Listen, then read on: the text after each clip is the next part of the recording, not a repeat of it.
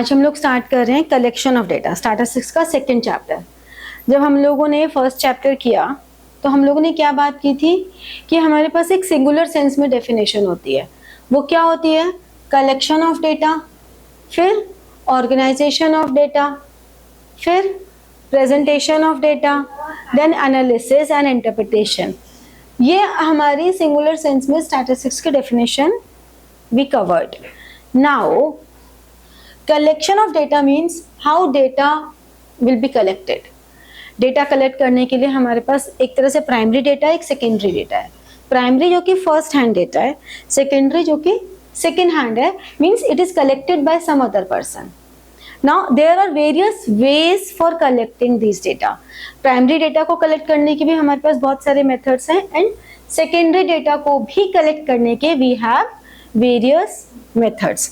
तो अब जब भी हम डेटा कलेक्ट करते हैं तो हमारे डेटा कलेक्शन से पहले what is the objective of collecting that data, why we are collecting those data, what is the motive, what is the objective behind this. This is called statistical inquiry. This is called statistical inquiry or we can say statistical survey, statistical investigation। तो जो भी ये statistical survey है, statistical investigation है,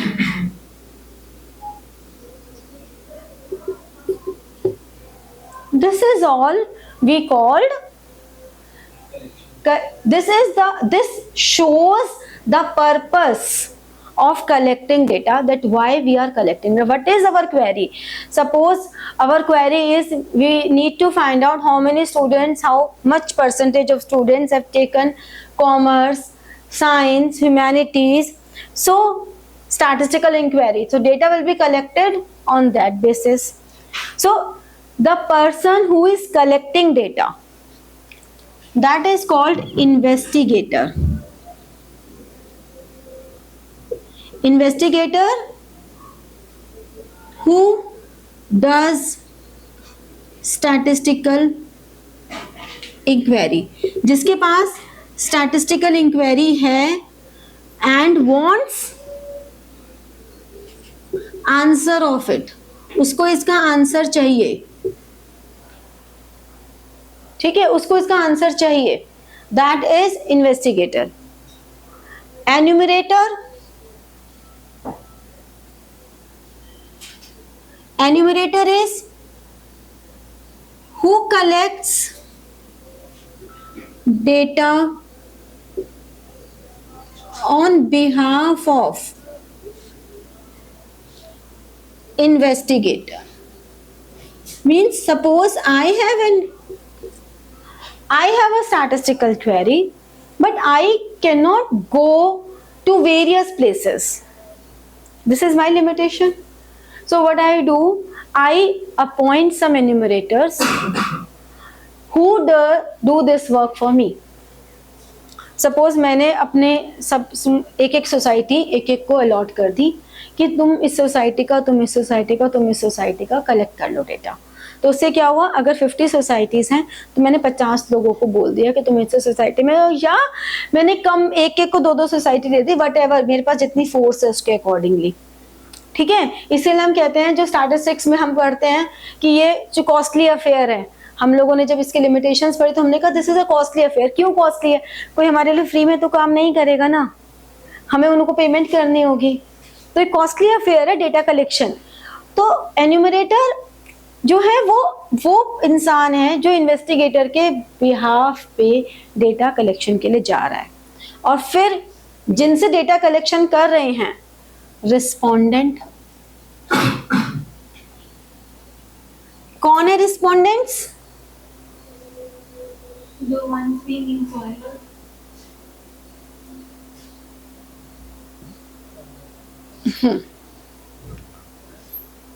कौन है respondent? From whom all this information is collected, from whom all data information is collected. अब ये information word and data word, these are not synonyms. बहुत सारी इंफॉर्मेशन, ये एक की इंफॉर्मेशन है, ये बी की है, ये सी की है, ये डी की है, ये ई की है, एफ की है, ऐसे करके ऐसे ऐसे बहुत सारी ये इंफॉर्मेशन है एक एक की। तो ऐसे करके बहुत बहुत बहुत सारी इंफॉर्मेशन है, ये सारा मिला के डेटा है। तो डेटा का मतलब क्या हुआ? डेटा का मतलब क्या हुआ? कंसोलिडेटेड इंफॉर्मेशन, कंसोलिडेटेड इंफॉर्मेशन, पूरी इंफॉर्मेशन जितनी भी है उनको जब हम कंसोलिडेट कर देते हैं, so this is called data. ठीक है, क्लियर हुई ये बात?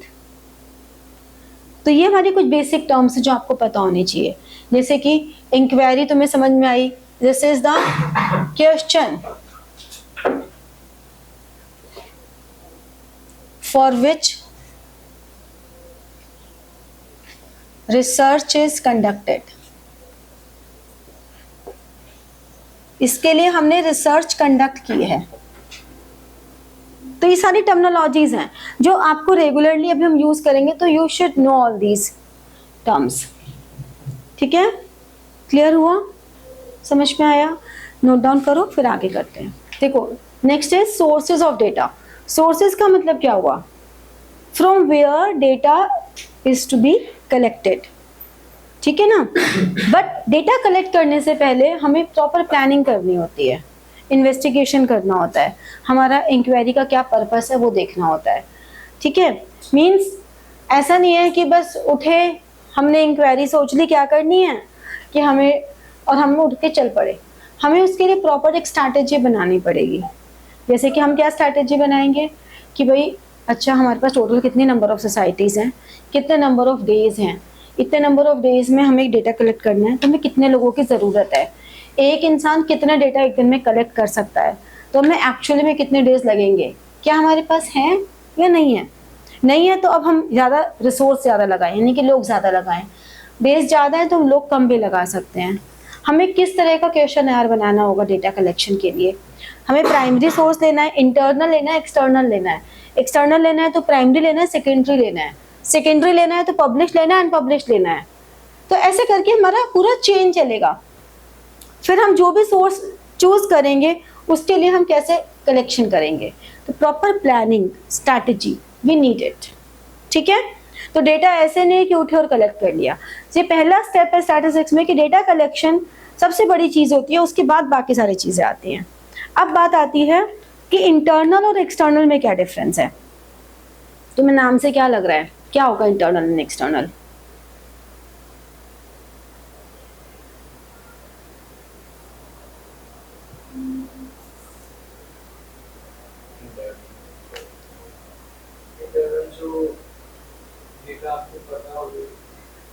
मतलब हमें कह सकते हैं कि जो हमारी ऑर्गेनाइजेशंस हैं, फर्म्स, हाँ कह सकते हो, या गवर्नमेंट डिपार्टमेंट्स जो हो गए,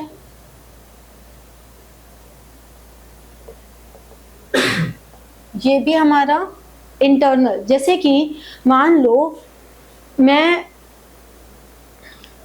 अपने ही बच्चों में ये डेटा कलेक्शन करना चाहती हूँ कि मेरे यहाँ के जो स्टूडेंट्स हैं जो मेरे पास पढ़ रहे हैं, उनका पढ़ने का एप्टीट्यूड लेवल कैसा है। मतलब कौन बच्चा है जो पढ़ना चाहता है या एकेडमिक्स में इंटरेस्ट है, और कौन बच्चा है जिसका एकेडमिक्स में इंटरेस्ट नहीं है लेकिन कहीं और इंटरेस्ट है। ठीक है, तो ये मेरे अपने स्टूडेंट्स के लिए मैं करना चाहती हूँ ना सिर्फ, तो मेरा इंटरनल हो गया। अब हम थोड़े और बड़े लेवल पे जाते हैं। और बड़े लेवल पे हमने कहा कि मान लो कोई एक ऑर्गेनाइजेशन है, एक फर्म है, उसने अपने ही ऑर्गेनाइजेशन का sales department, purchase department, operationals, finance, उन डिपार्टमेंट से डेटा लिया और उस डेटा को यूटिलाइज किया, या गवर्नमेंट डिपार्टमेंट्स अपने ही डिपार्टमेंट्स का डेटा कलेक्ट करके और उनके थ्रू आगे के लिए कुछ फोरकास्टिंग करें, तो वो सब हमारे लिए इंटरनल डेटा की कैटेगरी में आता है, इंटरनल सोर्स। ठीक है, तो internal data may be available in the organization, within the organization, and this is generally based for future planning mostly, क्योंकि अगर कोई ऑर्गेनाइजेशन अपने लिए डेटा, अगर मान लो मैं तुम्हारे लिए कर रही हूँ डेटा कलेक्शन, तो मैं फ्यूचर में चाहती हूँ ना तुम्हारे लिए कुछ प्लान करना। कोई ऑर्गेनाइजेशन अपने डिपार्टमेंट्स का डेटा ले रहा है तो वो चाहता है ना फ्यूचर के लिए प्लानिंग करना, तो मोस्टली यूज्ड फॉर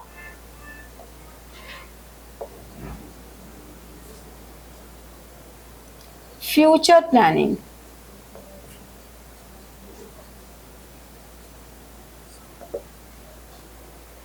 ठीक है,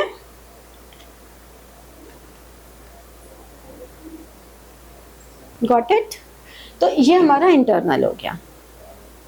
ठीक है, इसके बाद नेक्स्ट आता है एक्सटर्नल। एक्सटर्नल में क्या आता है? एक्सटर्नल मीन्स जो हम आउटसाइड एजेंसी से कलेक्ट कर रहे हैं, यानी कि जो हमारी ऑर्गेनाइजेशन है उस ऑर्गेनाइजेशन के बाहर से, तो जो भी इंफॉर्मेशन आउटसाइड एजेंसी से कलेक्ट हो रही है वो एक्सटर्नल है। ये सब आउटसाइड एजेंसी से हो रही है। तो ये प्राइमरी एंड सेकेंडरी। प्राइमरी कौन सी हुई?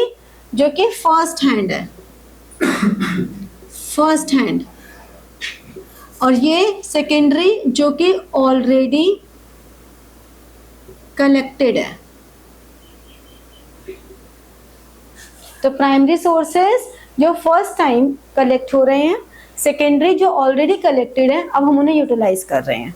तो सेकेंडरी में फिर हम फर्दर डिवाइड कर देते हैं पब्लिश्ड, जो कि गवर्नमेंट पब्लिकेशंस हो गए, जो इंटरनल बॉडीज होती हैं, या semi official, corporate sector, committees, commission, जैसे हम करते हैं ना, ऐसे एनईपी है हमारी, जो एनईपी का जो ड्राफ्ट है वो पब्लिश हुआ, सीबीएसई ने कोई सर्कुलर निकाल दिया, एजुकेशन कमीशन ने कोई सर्कुलर निकाला, ठीक है ना। तो कोई भी इस तरह का जो प्राइवेट पब्लिकेशन है, जैसे कि न्यूज़पेपर आता है हमारे यहाँ, जर्नल्स होते हैं, जर्नल्स जो कि मंथली मैगजीन्स वगैरह होती हैं, या जैसे आईसीआई जो सीए इंस्टीट्यूट है उनकी मंथली रिपोर्ट्स आती हैं, कॉरपोरेट कंपनीज की एनुअल रिपोर्ट्स आती हैं, ठीक है, जो भी आर्टिकल्स हैं, मार्केट रिव्यूज हैं, जो भी ये सब हैं, ये सब हमारे पब्लिश्ड हैं। मतलब हमारे पास एक वैलिडेशन है कि हाँ ये जो हमने डेटा लिया है ये कहाँ से लिया है, इसका एक वैलिड पॉइंट है हमारे पास। तो this is called published sources. Unpublished जो कहीं पब्लिश नहीं हुआ, मतलब हो सकता है मैंने डेटा कलेक्ट किया हो और मैंने कहीं पब्लिश नहीं किया, तुम्हें पता था कि मैंने किया है, ये तुम्हें कहीं से पता लगा तो तुमने मुझसे मांग लिया। अब जब भी हम सेकेंडरी डेटा यूज करते हैं तो हमें देखना पड़ता है, बहुत सारी चीजें हमें ध्यान में रखनी पड़ती हैं कि भाई हमारे ऑब्जेक्टिव सेम है या नहीं है। ऐसा तो नहीं कि मेरा ऑब्जेक्टिव कुछ और था, तुम्हारा कुछ और है। हमारे ऑब्जेक्टिव्स में कितनी सिमिलैरिटी है, एग्जैक्टली सेम तो कोई पर्पस ही नहीं है, बट कहीं ना कहीं मैच तो करना चाहिए, ठीक है। या एक्यूरेसी, मैंने कितनी एक्यूरेसी ली है और तुम्हारे पास कितनी एक्यूरेसी तुम्हें चाहिए। तो हमें सेकेंडरी डेटा को यूज करते समय कुछ बेसिक बातों का ध्यान रखना पड़ता है, ठीक है। प्राइमरी सोर्सेज में हमारे पास है direct personal interview, indirect personal interview. Direct personal interview क्या मतलब, क्या हुआ?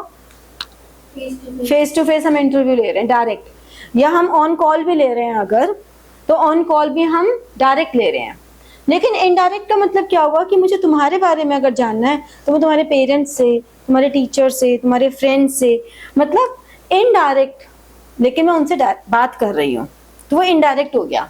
टेलीफोनिक इंटरव्यू जो टेलीफोन पे ले रहे हैं, ऑल्दो ये टेलीफोनिक इंटरव्यू अब थोड़ा सा पुराना हो गया है मेथड, बट चलो फिर भी अभी भी होता ही है। डायरेक्ट इंटरव्यू तो पर्सनल हो गया, बिल्कुल फेस टू फेस इंटरेक्शन हो रही है, जबकि टेलीफोन में तो मैं फोन पे कॉल पे तुमसे बात कर रही हूँ, ठीक है। इंफॉर्मेशन थ्रू कॉरेस्पॉन्डेंस, कॉरेस्पॉन्डेंस का मतलब जैसे कि हमने अपने कॉरेस्पॉन्डेंस, अपने एन्यूमरेटर्स को भेजा और उनके थ्रू डेटा कलेक्शन करवाया। मेल्ड क्वेश्चन आयर जो तुम अपने गूगल फॉर्म्स के थ्रू करते हो, तो मेल्ड क्वेश्चन आयर है, गूगल फॉर्म भेजते हो ना, दैट इज मेल्ड क्वेश्चन आयर। तो मोस्टली यही हम मेथड यूज करते हैं, ठीक है ना। फिर क्वेश्चंस फिल्ड बाय एन्यूमरेटर्स। अब अगर गूगल फॉर्म तुम्हें भेजा तो वो गूगल फॉर्म तो क्या हो रहा है, तुम खुद भर रहे हो। एक होता है कि हमारा एक प्रिस्क्राइब्ड क्वेश्चन आयर है, बट वो मैं तुम्हें दे नहीं रही डायरेक्ट, एन्यूमरेटर्स हैं, दे आर फिलिंग, उनके बेसिस पे तुमसे पूछ पूछ के वो फिल कर रहे हैं, ये होता है, ये होता है, ये होता है, ऐसे कर करके। तो जनरली जहाँ पे लिटरेसी कम होती है वहाँ पर हम ये वाला मेथड ऑप्ट करते हैं कि भाई वो they are not literate person, तो उनसे पूछ पूछ के, जैसे गांव में गए किसी रूरल एरिया में, हमने आपके यहाँ लाइट आती है, पानी आता है, कितनी देर आता है, तो इस तरह से उनसे पूछ के गए और टिक लगाते गए, क्योंकि उनको शायद वो सारा समझ में ना आए। तो जितने भी हमारे पास ये प्राइमरी सोर्सेज के मेथड्स हैं, इन सब के आपको जो क्वेश्चंस होते हैं वो या तो डायरेक्ट डेफिनेशन आ जाती है विद मेरिट डीमेरिट, तो आपको 2 मेरिट 2 डीमेरिट से ज़्यादा करने की ज़रूरत नहीं है, या फिर आपको एक केस स्टडी आ जाती है और उस केस स्टडी में पूछते हैं कि which method of collection data is preferred here, इस तरह से पूछते हैं, ठीक है। मोस्टली जो इसमें क्वेश्चन सबसे इंपॉर्टेंट है वो आता है जो ये क्वेश्चन आयर की हम बात कर रहे हैं, मेल्ड क्वेश्चन आयर या questionnaire filled by enumerators, तो क्वेश्चन आयर बनाने को आ जाता है। इनफैक्ट आपका जो प्रोजेक्ट वर्क है उसमें भी आपको क्वेश्चन आयर बनाने को है कि इस क्वेश्चन आयर बनाओ, तो जनरली उसमें ये आता है, ठीक है। तो इस तरह से ये सबके हमें मेरिट्स डीमेरिट्स अभी करने हैं, मैंने आपको सबका ओवरव्यू दे दिया है, got it. Now the difference between primary and secondary data. First, जब भी आप लोगों को एग्जाम में डिफरेंस लिखने हो आता है किसी भी सब्जेक्ट में, ये नहीं कह रही कि इकोनॉमिक्स में, in any subject, whenever you are required to give distinguish, differentiate, give difference, ऐसे क्वेश्चंस आते हैं तो हमेशा बेसिस के साथ ही दोगे, बिना बेसिस के कभी डिफरेंस मत दिया करो। अब प्राइमरी डेटा में, प्राइमरी डेटा क्या होते हैं, ओरिजिनल होते हैं, क्योंकि ये कलेक्टेड बाय इन्वेस्टिगेटर या एन्यूमरेटर, जो भी है वो ओरिजिनली कलेक्ट कर रहे हैं ना, ठीक है। तो ये जो भी सोर्स ऑफ ओरिजिन है, जो भी हमारा मेन सोर्स है, that is collected from there, तो ये ओरिजिनल है, जबकि ये नॉट ओरिजिनल। क्यों नहीं है original? Because collected by some other person, other person और अदर एजेंसी,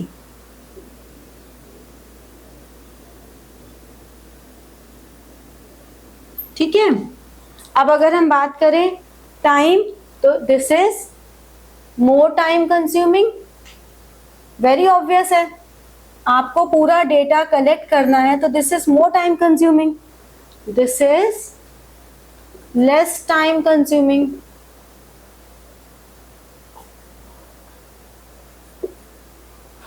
ठीक है। कॉस्ट की बात करें तो कौन सा कॉस्टली ज्यादा होगा? प्राइमरी, मोर कॉस्टली, जबकि ये इकोनॉमिकल रहता है,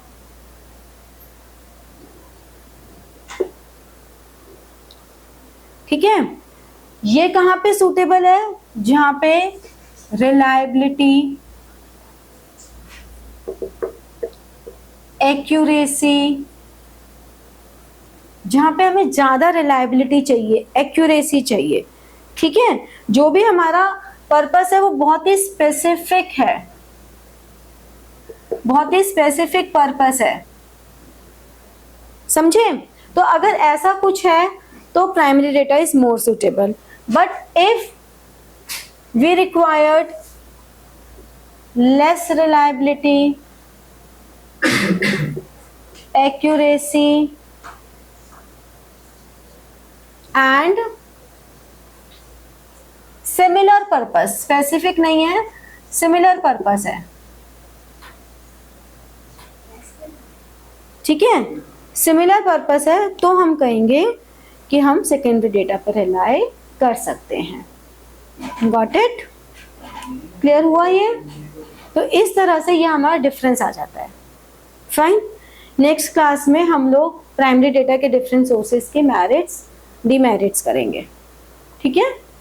तो like, share and press the bell button for getting your notifications and comment, ठीक है।